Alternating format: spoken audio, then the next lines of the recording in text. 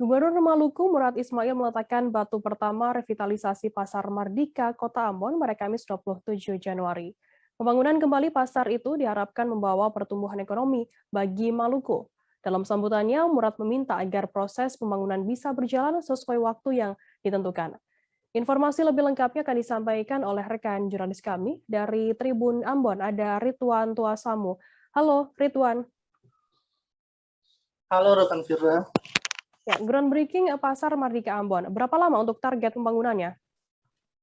Baik Firda, untuk target pembangunan setelah groundbreaking yang dilakukan kemarin oleh Gubernur Maluku Murad Ismail, rencananya atas perintah dari Gubernur bahwa pembangunan Pasar Mardika Ambon, gedung yang baru harus dilakukan dalam waktu 480 hari, Firda. Jadi sejak peletakan batu pertama kemarin, kemungkinan gedung baru Pasar Mardika sudah akan bisa berdiri dan dinikmati oleh masyarakat Maluku pada bulan Februari atau Maret 2023 mendatang. Berapa untuk anggaran revitalisasi Pasar Mardika Ambon yang digelontorkan oleh pemerintah? Ya, untuk alokasi anggaran pembangunan Pasar Mardika yang baru, pemerintah mengucurkan dana sebanyak 120.662 juta. Itu dana tersebut akan dipakai untuk membangun gedung baru Pasar Mardika yang berlantai 5, Firda dan Tribuners, dan untuk pembangunan gedung sendiri akan menjadi pekerjaan dari perusahaan badan usaha milik negara, yaitu PT Wijaya Karya, sedangkan untuk konstruksi bangunan akan menjadi tugas dari PT Kirya Jasa Cipta Mandiri. Kemudian pasar modern itu sendiri pembiayaannya atau pendanaannya akan melalui pendanaan multi years kontrak anggaran yang kemudian anggarannya diambil dari APBN. Seperti itu, Firda.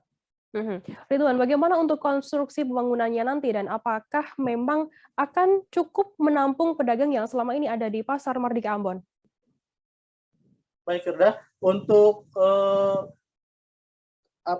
konstruksi bangunan sendiri, pasar yang baru nanti, gedung baru akan dibangun dan cukup menampung 2.926 pedagang yang sementara ini masih berada di badan jalan. Sedangkan untuk pedagang yang lain memang saat ini sudah dipindahkan ke tempat relokasi yang lain, yaitu ada Pasar Apung dan juga pasar di daerah Tantui. Kemudian untuk konstruksi bangunan 4 lantai, di lantai pertama akan diisi oleh pedagang sayur dan pedagang ikan yang jumlahnya di lantai pertama ada 894 unit kios yang disediakan. Kemungkinan untuk lantai 2-nya ada 946 unit kios.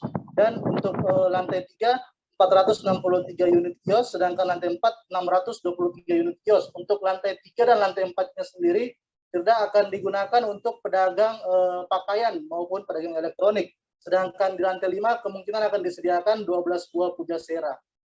Seperti itu, Firda.